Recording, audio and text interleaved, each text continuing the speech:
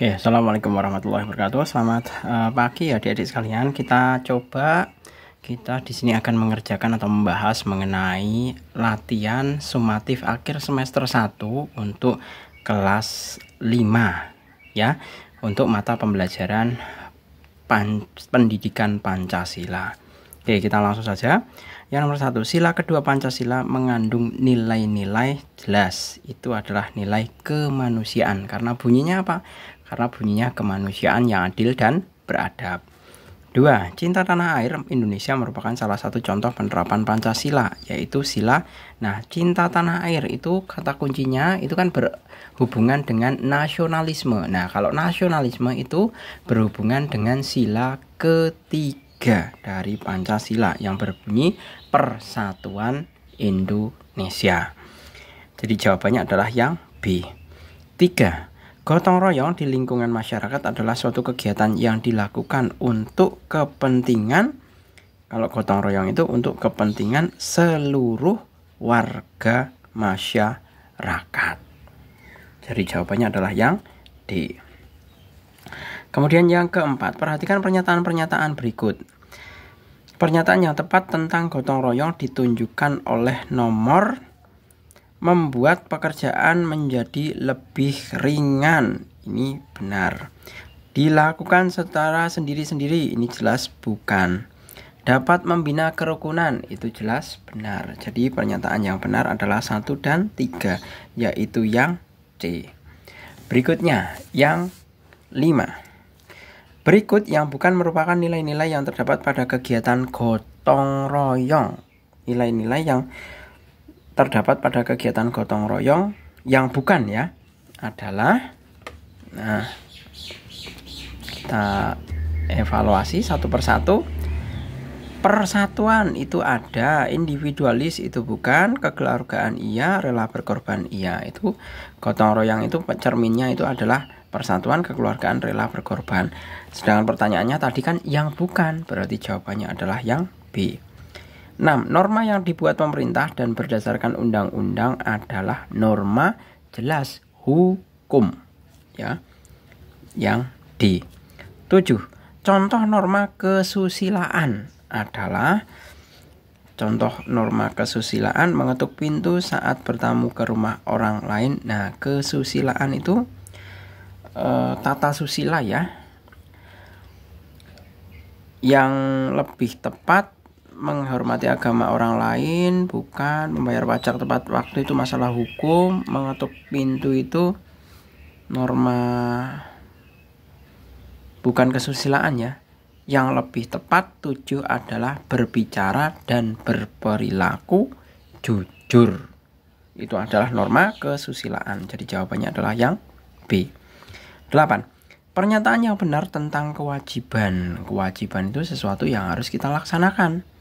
Jadi jawabannya yang tepat adalah dilaksanakan dengan penuh tanggung jawab. Yang D. 9. Berikut yang merupakan manfaat melaksanakan norma di sekolah. Norma di sekolah berarti manfaatnya adalah jelas yang A. Seluruh siswa dapat belajar dengan tertib dan nyaman. Jadi 9 jawabannya adalah yang A. Berikutnya, contoh hak-hak anak di rumah adalah, itu tentunya merapikan mainan bukan ya, itu kewajiban. Belajar kewajiban, membantu pekerjaan orang tua itu kewajiban. Yang merupakan hak adalah mendapatkan makanan yang bergizi. Jadi jawabannya yang D. 11. Menghargai dan menghormati umat beragama, seagama dan pemeluk agama lain merupakan contoh penerapan Pancasila, yaitu sila pertama ya. Pertama. Kemudian sila kelima Pancasila mengandung nilai-nilai keadilan. Norma agama berasal dari ketuhanan.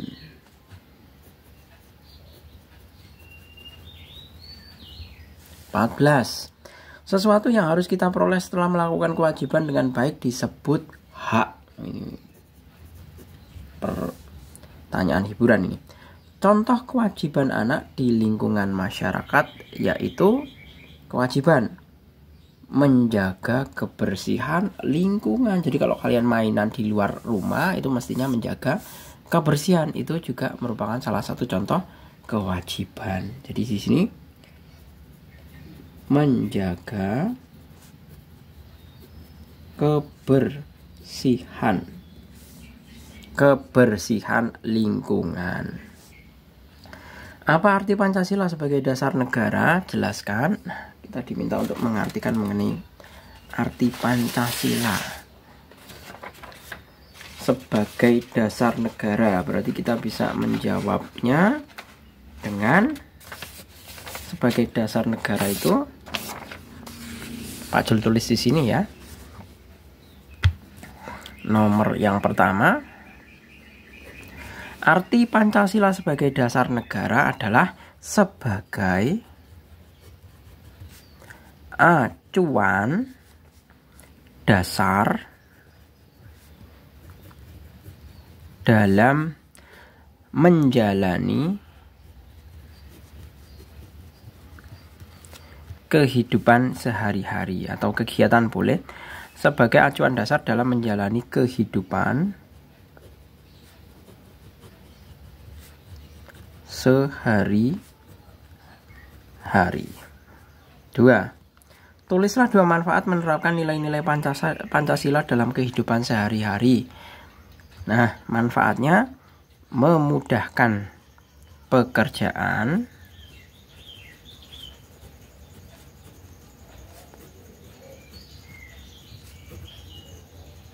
bisa juga meningkatkan persatuan dan persatuan, meningkatkan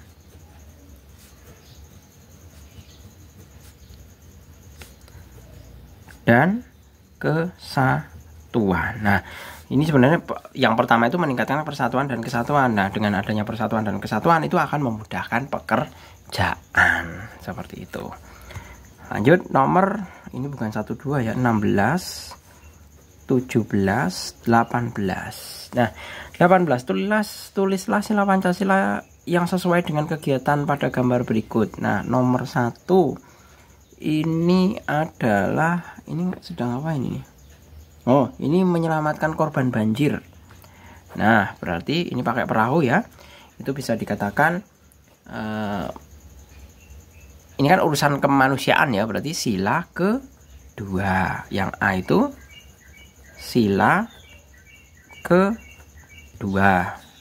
Yang B, nah ini sepertinya sedang bermusyawarah. Kalau bermusyawarah itu hubungannya dengan sila keempat. Nah, seperti ini. Sila keempat. Kemudian yang terakhir, nomor 19 dulu ya. Tulislah contoh penerapan sila kedua Pancasila yang berhubungan dengan keempat sila yang lain. Nah, sila yang kedua itu kan tentang kemanusiaan. Nah, contohnya adalah menghargai dan menghormati orang yang sedang melaksanakan ibadah. Contohnya ya, menghargai dan menghormati orang yang sedang melaksanakan ibadah. Nah, menghargai dan menghargai itu sila kedua. Orang yang sedang melaksanakan ibadah itu sila pertama. Nah, ini berarti kan sila-sila di dalam Pancasila itu saling menjiwai. Contoh lagi, menerima dengan lapang dada,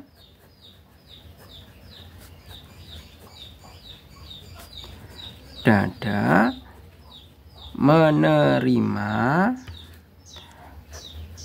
keputusan musyawarah. Nah, dengan lapang dada itu sila kedua. Keputusan musyawarah itu adalah sila keempat. Nah, itu contoh-contohnya penerapan sila kedua yang berhubungan dengan keempat sila lainnya. Kemudian nomor 20, tulislah masing-masing 3 contoh hak dan kewajiban seorang anak di lingkungan sekolah. Haknya di sekolah itu mendapat ilmu, mendapat pengajaran, mendapat pendidikan. Kemudian mendapat kasih sayang. Kasih sayang dari guru ya. Kemudian mendapat perlindungan juga. Dapat perlindungan. Kemudian ini udah 3 ya. 1 mendapat pendidikan, mendapat kasih sayang, mendapat perlindungan. Kemudian kewajibannya. Nah, kewajibannya adalah menaati tata tertib.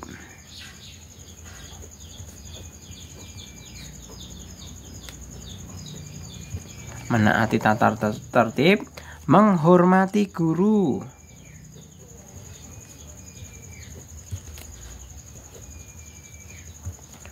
Kemudian mengikuti, memperhatikan penjelasan guru boleh, mengikuti pelajaran.